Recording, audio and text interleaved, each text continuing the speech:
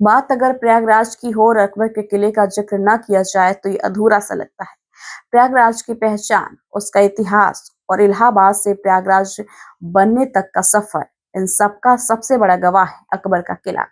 गंगा, यमुना और अदृश्य सरस्वती के संगम पर स्थित अकबर का किला प्रयागराज के गौरवशाली इतिहास की एक अमिट पहचान है। इतिहास के पन्नों में झांके तो सन 1773 में अंग्रेजों ने इस किले पर कब्जा कर लिया था। इसके बाद 1775 में अंग्रेजों ने किला नवाब सुजाउद्दौला को महज 50 लाख रुपए में सौंप दिया। हालांकि 1797 में किला फिर से नवाब साजिद अली से छीन लिया गया। वर्तमान समय में अकबर के किले का कुछ हिस्सा ही आम लोगों और पर्यटकों के लिए खोला गया है। इनमें अक्षय वट प्रमुख आकर्षण है, जिसे देखने के लिए देश विदेश से श्रद्धालु और पर्यटक प्रयागराज पहुंचते हैं। अकबर का किला न सिर्फ एक ऐतिहासिक इमारत है, बल्कि प्रयागराज की सांस्कृतिक और ऐतिहासिक पहचान का मजबूत स्तंभ भी है। अक्षय वट यह कोई नाम नहीं है, ये एक धर्म की आस्था है। सनातन धर्म में इसका बहुत बड़ा महत्व है।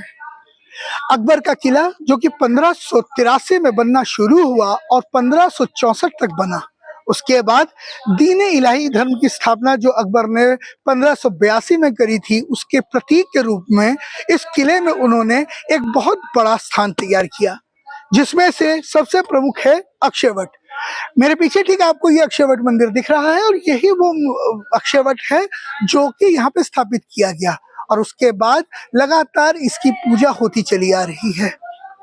अकबर की से लेकर अब तक जो भी बात करें तो अक्षय वट का आज तक किसी प्रकार से किसी ने कोई नुकसान नहीं किया। यहाँ तक कि अंग्रेजों ने भी इस मंदिर को, इस स्थान को पवित्र रूप से देखने की व्यवस्था बना रखी थी, लेकिन कालांतर में सुरक्षा व्यवस्थाओं के चलते अब ये क्षेत्र प्रतिबंधित हो गया है।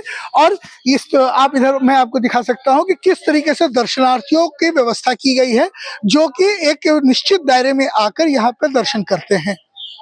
अक्षय वट का यह विकास कहीं ना कहीं जिस तरीके से होता चला जा रहा है वो अपने आप में महत्वपूर्ण है। यहाँ जो लोग आए हैं, ये लोग यहाँ पर दर्शन करते हैं, अक्षय वट की पूजा करते हैं और यहीं से वे लोग अपना आशीर्वाद प्राप्त करते हैं। कहा जाता है कि अक्षय वट का आशीर्वाद और इसके छांव में खड़े होने से सभी पापों से मुक्ति मिलती है, रोगों को दूर किया जाता है और कालांतर में आपको मोक्ष की प्राप्ति होती है। मान्यताएं अपनी जगह हैं, धर्म अपनी जगह है, लेकिन यह एक गौरव है जो कि प्रयागराज के सीने में व्याप्त है। इस ऐतिहासिक किले का निर्माण वर्ष 1583 में किया गया था। कहा जाता है कि राजा मान सिंह के नेतृत्व में राजा हरीश द्वारा बनाए गए किले के नक्शे के आधार पर इसका निर्माण हुआ है। करीब 30,000 वर्ग फुट क्षेत्रफल में फैला यह विशाल किला अपने समय की अद्भुत स्थापत्य कला का उदाहरण है। किले के निर्माण में उस दौर में लगभग 6,17,30,214 रुपए की लागत आई थी। किले के अंदर जनानी महल, जिसे जहांगीर महल भी कहा जाता है, पतालपुरी और सरस्वती कूप जैसी ऐतिहासिक धरोहर मौजूद हैं। पूरे किले में बनी 3 मंजिला गैलरिया और भारतीय मुगल शैली की कलाकारी आज भी पर्यटकों को आकर्षित करती है। अकबर का किला, प्रयागराज की शान कहे जाने वाले इस अकबर के किले की स्थापना 1583 में पहली बार की गई, जब राजा मान सिंह के नेतृत्व में यहाँ पे काम शुरू हुआ। उसके बाद 1564 तक इस किले में कार्य चलता रहा और 1564 में ये किला बनके तैयार हुआ। 1567 में इस किले में जोधाबाई रहने आई और जिसके बाद बीच बीच में वो लगातार यहाँ आती रही। इस किले के इतिहास में न केवल स्वतंत्रता संग्राम की कई गाथाएं जुड़ी हुई हैं, बल्कि ये अत्याचारों से भी जूझता रहा है। इस किले को 1757 में अंग्रेजों ने नवाब के हाथों 50 लाख में बेच दिया, जबकि इसको बनाने का खर्चा लगभग 6,22,64,240 रुपए का था। फिर 1769 में इस किले को वापस अंग्रेजों ने नवाब से छीन लिया और उसके बाद यहाँ 1857 तक शासन करते रहे। 1857 की क्रांति में यही किला 13 दिन के लिए आजाद हुआ और उसके बाद फिर अंग्रेजों ने इस पर कब्जा किया। 1947 के बाद से इस किले में भारतीय सेना ने अपना आधिपत्य बनाया और तब से ये भारतीय सेना के अंडर में है। माघ मेले की बात करें तो मेरे ठीक पीछे ये पूरा व्यू माघ मेले का है।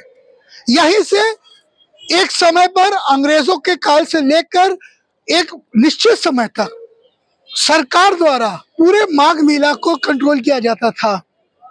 कहा जाता है कि पंडित जवाहरलाल नेहरू ने जब अपने पिता की अस्थियों का विसर्जन करने आए थे तो इसी किले के दीवार के साथ बने किला घाट पर उन्होंने अपने पिता की अस्थियों का विसर्जन किया था। फिर धीरे धीरे यहाँ पर यह क्षेत्र गंगा नदी पीछे होती चली गई और यह क्षेत्र अब माघ मेला क्षेत्र के रूप में विकसित होता चला गया। आलम यह है कि प्रतिवर्ष जो ये माघ मेला लगता है उसका एक बड़ा हिस्सा इस किले के बगल में ही लगाया जाता है और सभी प्रमुख टेंट और शिविर सरकारी हो चाहे प्राइवेट यही लगाए जाते हैं। इसका इतिहास अनादिकाल तक चलता रहेगा, लेकिन प्रयाग के लिए यह एक गौरव की बात है और यह गौरव हमेशा पूरा होगा। मैं इंद्रजीत बनर्जी, न्यूज़ 24 एक्सप्रेस, प्रयागराज।